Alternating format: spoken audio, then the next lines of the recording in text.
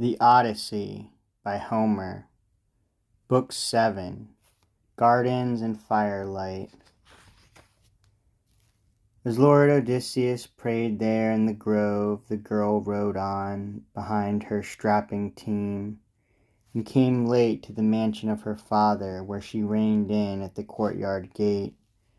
Her brothers awaited her like tall gods in the court, circling to lead the mules away and carry the laundered things inside. But she withdrew to her own bedroom, where a fire soon shone, kindled by her old nurse, Eurymedusa.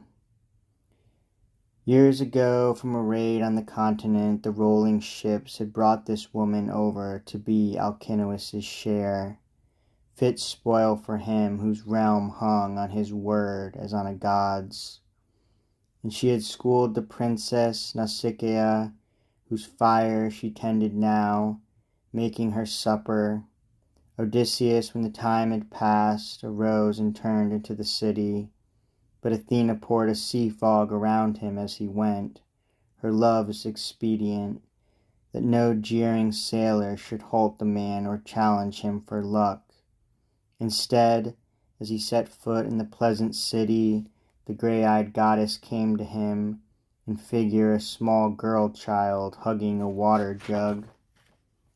Confronted by her, Lord Odysseus asked, "Little one, could you take me to the house of that Alcinous, king among these people? You see, I am a poor old stranger here. My home is far away.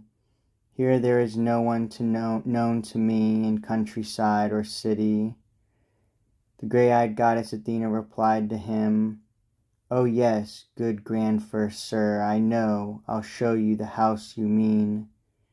It is quite near my father's, but come now, hush like this and follow me.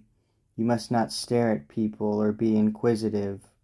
They do not care for strangers in this neighborhood. A foreign man will get no welcome here. The only things they trust are the racing ships Poseidon gave, to sail the deep blue sea like white wings in the sky, or a flashing thought." Pallas Athena turned like the wind, running ahead of him, and he followed in her footsteps. And no seafaring men of Phaeacia perceived Odysseus passing through their town. The awesome one in pigtails barred their sight with folds of sacred mist.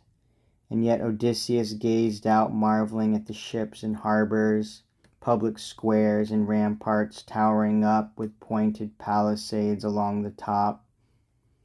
When they were near the mansion of the king, grey-eyed Athena and the child cried out, "Here it is, grand first sir, that mansion house you asked to see. You'll find our king and queen at supper, but you must not be dismayed. Go into them. The cheerful man does best in every enterprise, even a stranger. You'll see Our Lady just inside the hall. Her name is Arete. Her grandfather was our good king Alcinous's father, Nausithous by name, son of Poseidon and Paraboea.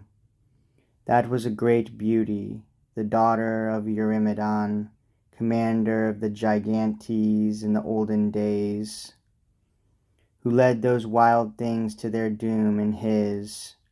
Poseidon then made love to Paraboea, and she bore Nausithous, Phaeacia's lord, whose sons in turn were Rhexenor and Alcinous. Rhexenor had no sons. Even as a bridegroom he fell before the silver bow of Apollo, his only child a daughter, Arete. When she grew up, Alcinous married her and holds her dear. No lady in the world, no other mistress of a man's household is honored as our mistress is, and loved by her own children, by Alcinous, and by the people. When she walks the town, they murmur and gaze, as though she were a goddess. No grace or wisdom fails in her. Indeed, just men in quarrels come to her for equity. Supposing then she looks upon you kindly, the chances are that you shall see your friends under your own roof in your father's country.